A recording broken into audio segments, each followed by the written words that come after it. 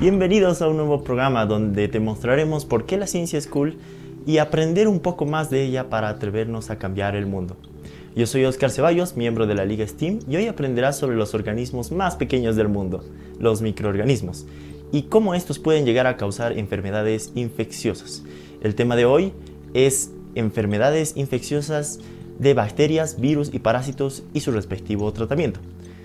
Comencemos.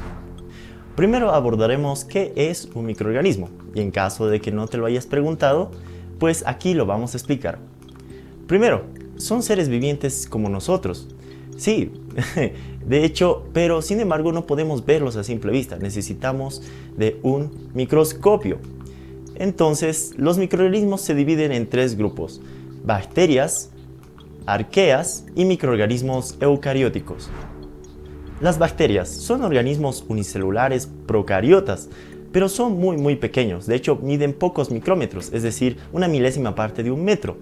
Entonces, pueden tener muchas formas, en forma de esferas, en forma de barras o en forma de filamentos. También tenemos a las arqueas. Las arqueas son más antiguas, pero se caracterizan por ser algunas extremófilas, es decir, viven en ambientes muy extremos como medios ácidos o incluso muy calientes. Eso es asombroso. Y pues, tenemos a los microorganismos eucarióticos. Estos pueden ser lo que son los protistas, algas o incluso hongos, pero actúan como parásitos, es decir, que se aprovechan de un hospedero. Pero nos estamos olvidando de alguien: los virus. Sin embargo, ¿qué son los virus? Muchos de nosotros nos hemos planteado ahora, últimamente, de qué se tratan. Sin embargo, son mucho más pequeños, 100% más invisibles. Un ejemplo de ellos es el coronavirus. Sin embargo, no se los considera seres vivos. Ahora vamos a prestar más atención a lo que son las bacterias, virus y parásitos, y cómo estos pueden ocasionar o transmitir enfermedades infecciosas. Pero alto, ahora vamos a hacer un pequeño repaso de los conceptos que aprendimos. Entonces, relaciona estos siguientes conceptos. Tienes 10 segundos.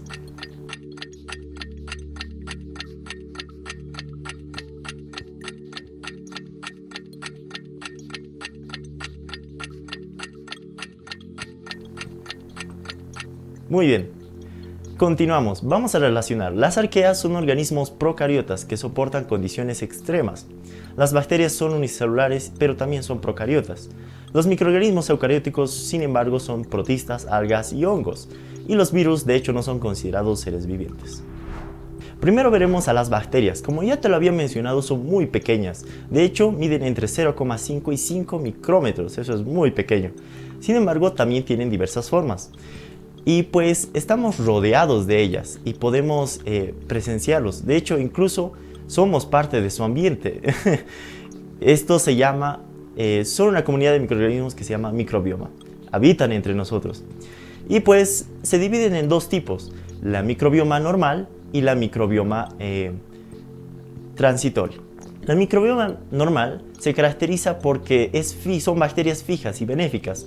Uno de ellos es Staphylococcus epidermiatis, que está en la piel, y de hecho son beneficiosas.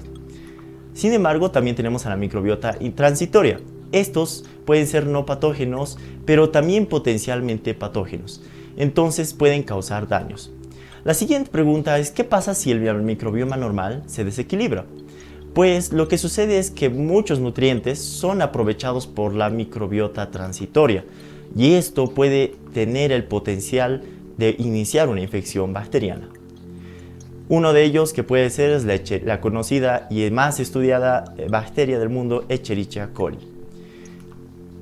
Bueno, pero ¿cómo se transmiten las enfermedades, las infecciones bacterianas? Pues hay diversos medios por los cuales se transmiten, y cada una tiene una diversa forma de hacerlo. Vamos a hablar sobre cómo se transmiten estas enfermedades. Hay los patógenos respiratorios, que es por medio del aire. Cuando uno tose o emite algunas partículas que son al aire y que pueden llegar a la otra persona y transmitir estos patógenos, o incluso al toser en la mano y darse la mano. Uno de ellos es la Mycobacterium tuberculosis, causante de la tuberculosis. También hablaremos sobre los patógenos intestinales. Estos pueden llegarse a adquirir por medio del agua o alimentos que están sucios o contaminados, y esto puede representar un peligro. Sin embargo, vamos a hablar sobre la contaminación cruzada. Nos referimos a los alimentos que tienen en contacto con otros alimentos u otras sustancias. Contaminación cruzada directa es cuando tienen directo contacto con las heces, y contaminación indirecta cuando nuestras manos están sucias. Y bueno, uno de los ejemplos que pueden ocasionar, ejemplo de la salmonela, que no solo causan fiebre, sino también causan males estomacales, diarrea y bueno, malestar en todo el cuerpo. Y también podemos ver que son transmitidos por insectos, por ejemplo las moscas cuando posan en heces o sobre la carne. Bueno, vimos las formas de cómo se transmiten estos patógenos. Sin embargo, todavía hay algunas que se pueden transmitir por fluidos corporales, es decir, sangre o otras como saliva. Entonces, por eso hay que tener ciertas recomendaciones: no tener relaciones sexuales, no compartir jeringas y sobre todo no, por ejemplo, hurgar juguetes que estén babeados o algo por el estilo. También vamos a dar algunos ejemplos de las bacterias más patógenas. Uno de ellos es Streptococcus pyogenes o Clostridium o Staphylococcus aureus o, Pseudomonas. Dato curioso, vamos a hablar un poco sobre el microbioma. ¿Qué es el microbioma? Pues el microbioma es una comunidad de organismos que habitan en nuestro cuerpo y viven juntos con nosotros. De hecho, no existiríamos sin su presencia, ni siquiera los animales o incluso las plantas. Se estima que cada organismo cuenta con su propio microbioma. En nuestro cuerpo habitan más de 100 billones de microorganismos, superando el número de nuestras células 10 veces más. Los avances científicos nos han demostrado de que es posible estudiar estas interacciones entre el cuerpo humano y este microbioma y sus repercusiones que pueden tener en la salud y en la enfermedad. ¿Ante esto hay tratamiento? Bueno, sí, los antibióticos. ¿Pero qué son los antibióticos? Son compuestos que inhiben el desarrollo de estas bacterias potencialmente infecciosas. Y primero debemos tener en claro dos conceptos: el espectro y el origen. Con el espectro me refiero a que cuando un antibiótico abarca cierto grupo de bacterias. Un ejemplo es la penicilina, que puede matar a gram positivas, pero no a gram negativas. Eso dice que tiene un espectro un poco reducido.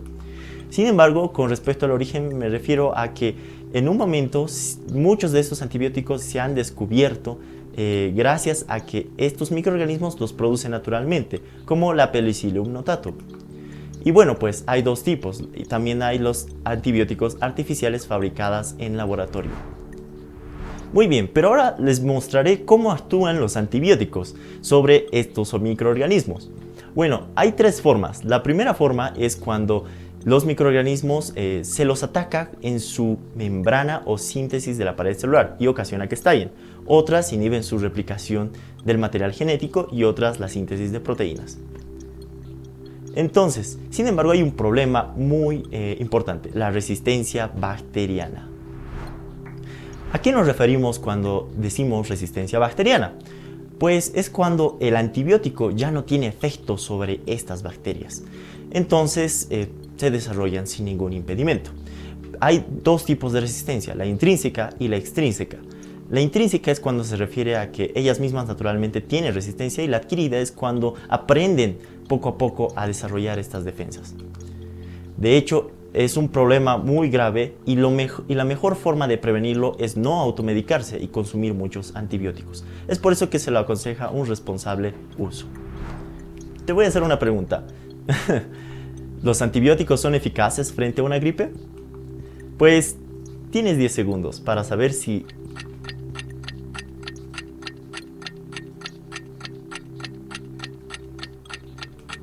Muy bien, no, los antibióticos no curan los resfriados como la gripe. De hecho, pueden tal vez controlar infecciones bacterianas, pero la gripe es causada por un virus.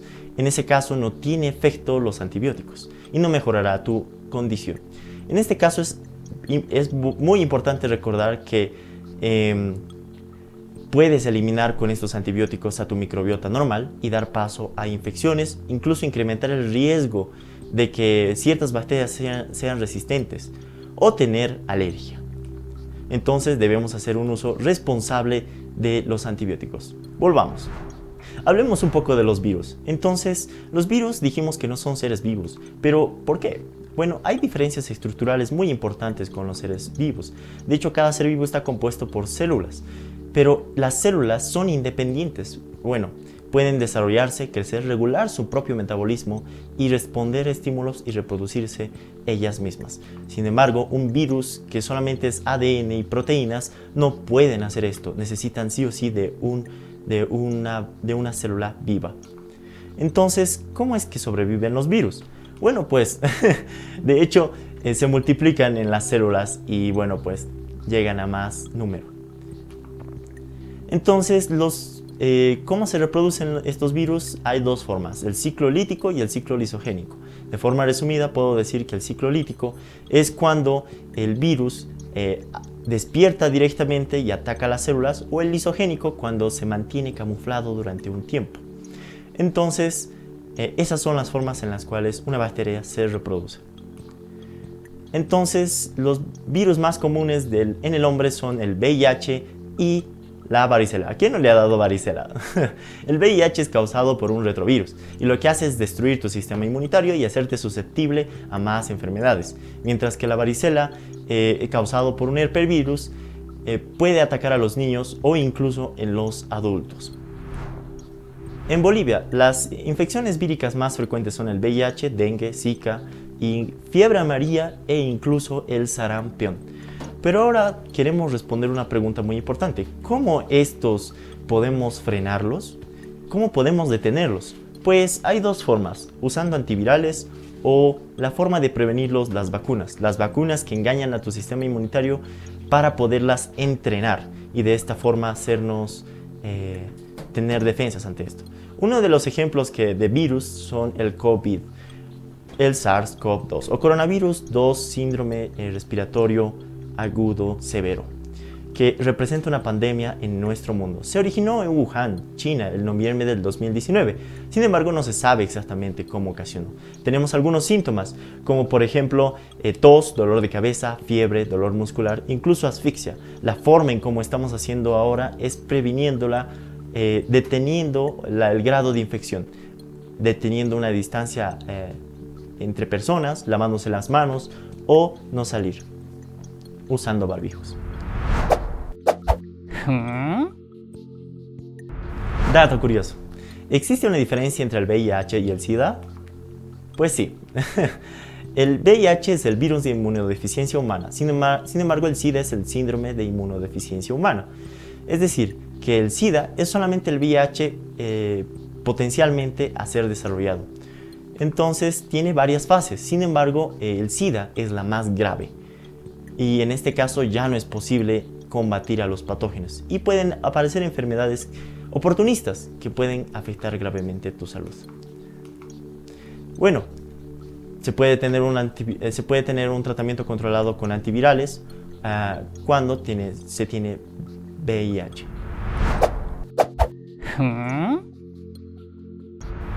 Hablamos de los hongos que pueden ocasionar enfermedades infecciosas.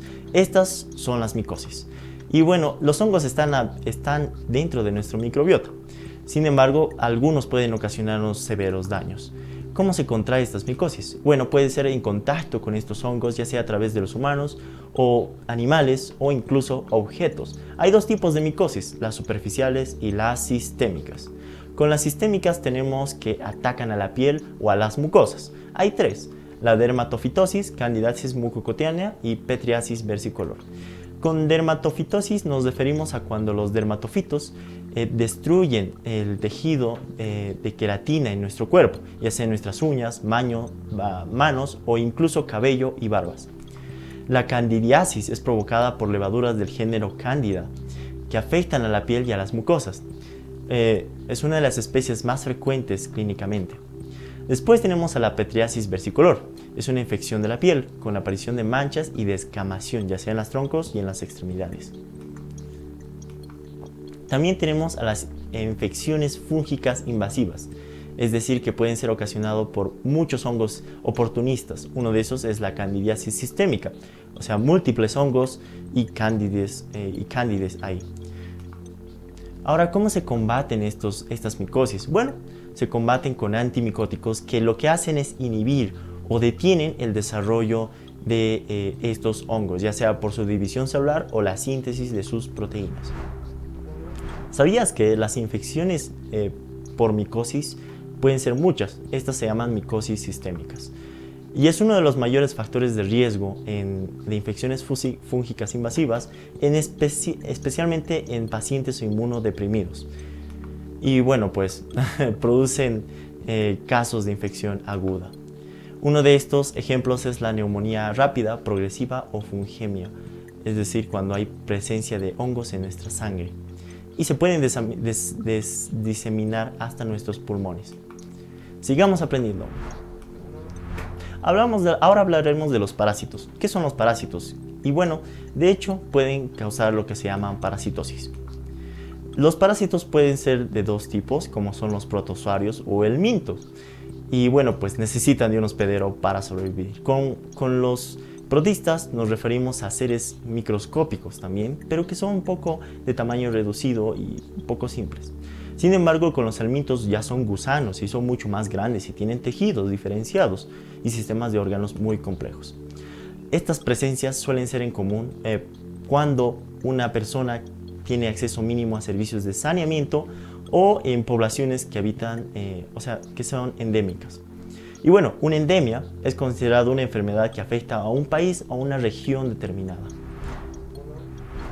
Ahora vamos a hablar sobre esta enfermedad que se llama malaria, que es una de las más importantes, pero sin embargo es causada por un parásito del género Plasmodium.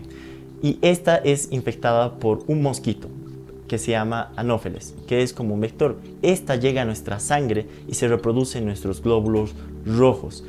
Y hay dos tipos de malaria, dos Plasmodium muy letales, que es Plasmodium falciparum o Plasmodium vivax, que estos son muy mortales.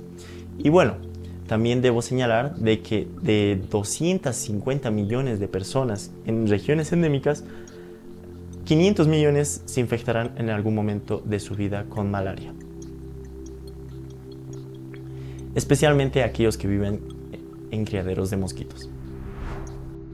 Ya llegando a la recta final, hablaré un poquito sobre la parasitosis en Bolivia.